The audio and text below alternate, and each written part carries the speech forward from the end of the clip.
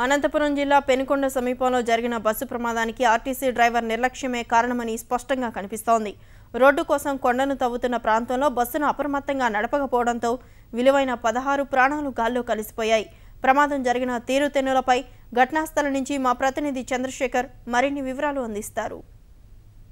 అనంతపురం జిల్లా పెనుగొండ సమీపంలో బస్సు ప్రమాదం జరిగినటువంటి దుర్ఘటన ప్రాంతం వద్ద మనం ఉన్నాము.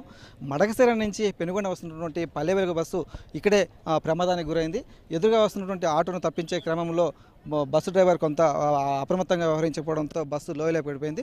ప్రస్తుతం ఇక్కడే ఈ బస్సు వెనుక గాన్లు ఈ వెనుక టైర్లు ఇక్కడ నుంచి ముందు టైర్లు అక్కడి నుంచి చాలా అంచుకు ఈ అంచుకు వచ్చాడు. ఇక్కడ కొత్త రోడ్డు మార్గం కోసము కొన్ని కొండ ప్రాంతాల నుంచి కూడా తెలిసి ఘాట్ రోడ్డు ఎక్కడం బస్సులకు వాహనాలకు ఇతర వాహనాలకు ఇబ్బందికరంగా ఉంటుందనే ఉద్దేశంతో కొత్త రోడ్డు మార్గం వేస్తున్నారు. దీనికోసం ఈ విస్తరణ పనుల్లో భాగంగా పనులు జరుగుతున్నాయి. కొండను మొత్తం తొలిచివేశారు. తొలిచివేసినటువంటి క్రమంలో రోడ్డు మార్గం చాలా ఇరుకుగా ఉన్నటువంటి పరిస్థితి.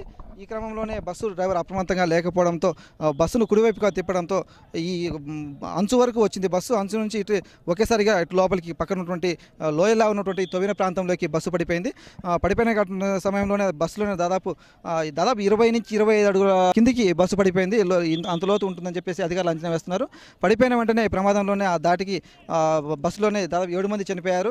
డ్రైవర్ నిర్లక్ష్యమే దీనికి ప్రధానంగా కారణం అని చెప్పేసి అధికారులు కావచ్చు పోలీసులు వివరణ చెప్తున్నారు. ఆయన కొంత అప్రమత్తంగా వ్యవహరించి ఉంటే, ఎందుకంటే ఈ ప్రాంతంలో తవ్వకాలు జరుగుతున్న విషయము చాలా రోజులు తెలుసు. దాదాపు 2 నెలల నుంచి కూడా ఇక్కడ ఈ తవ్వకాలు జరుగుతున్నాయి. 2 నెలల నుంచి జరుగుతున్నప్పుడు తప్పనిసరిగా ఈ పల్లె వెలుగు బస్సు డ్రైవర్లందరూ కూడా లోకల్ డిపోలకు చెందిన వారే ఉంటారు. కాబట్టి తప్పనిసరిగా వీరికి ఈ మార్గం గురించి తప్పనిసరిగా అవగాహన అయితే ఉంటుంది.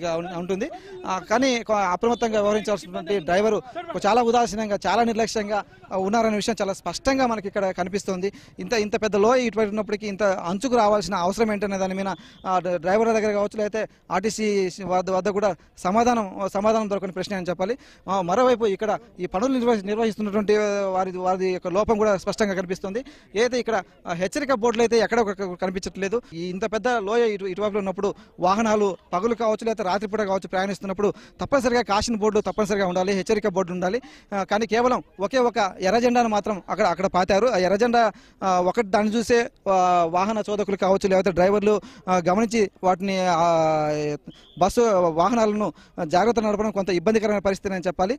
కాబట్టి తప్పనిసరిగా రోడ్డు మొదలైనప్పటి నుంచి కూడా ఈ ప్రాంతంలో హెచ్చరిక బోర్డులు పెట్టి ఉంటే కనుక ప్రమాదం జరగకుండా కొంత తప్పించుకునే అవకాశం కూడా ఉంది. కానీ ఇక్కడ జరిగినటువంటి విషయంలో ఏంటంటే బస్ డ్రైవర్ ఇక్కడ స్థానికంగా ఉన్నటువంటి డిపోకు చెందినవాడు, అలాగే ఈ మార్గంలో నిత్యం ప్రయాణించినటువంటి బస్సు అయినప్పటికీ కూడా డ్రైవర్ నిర్లక్ష్యమే స్పష్టంగా తెలుస్తోంది.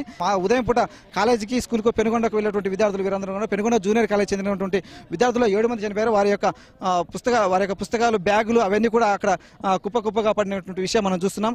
ప్రమాద దాటికి ఈ బస్సు అంతా కూడా తుక్కుగా మారిపోయింది. దాదాపు 20 నుంచి 25 అడుగుల ఎత్తు నుంచి బస్సు పడిపోవడంతో బస్సు దాదాపుగా ధ్వంసమైనటువంటి పరిస్థితి. అలాగే ప్రయాణికులకు సంబంధించిన వస్తువులు కావచ్చు, బ్యాగులు, అలాగే అందులో ప్రయాణిస్తున్నటువంటి విద్యార్థులు ఎక్కువ మంది విద్యార్థులే ఈ పెనుగొండలోని కళాశాలకు డిగ్రీ కాలేజీ కావచ్చు, జూనియర్ కాలేజీకి ఎక్కువ మంది విద్యార్థులు ఈ బస్సులో వెళ్తుంటారు. మావుటూరు, బానంపల్లి, అలాగే ఇది చుట్టుపక్కల గ్రామాలకు చెందినటువంటి విద్యార్థులు ఎక్కువ మంది ఈ బస్సులో ప్రయాణిస్తూ ఉంటారు. అందుకే ఎక్కువ మంది మృతుల్లో వారే దాదాపు 7 మంది విద్యార్థులే ఉండడం కొంత స్థానికంగా కూడా కొంత విషాదాన్ని నింపిందని చెప్పాలి.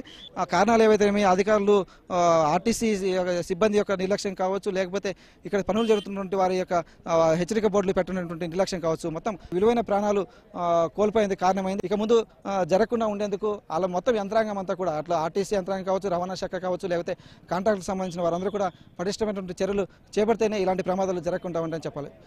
పెనుగొండ ఘటనా స్థలం నుంచి కెమెరామెన్ నారాయణతో పునః చంద్రశేఖర్, ఈటీవీ న్యూస్, అనంతపురం.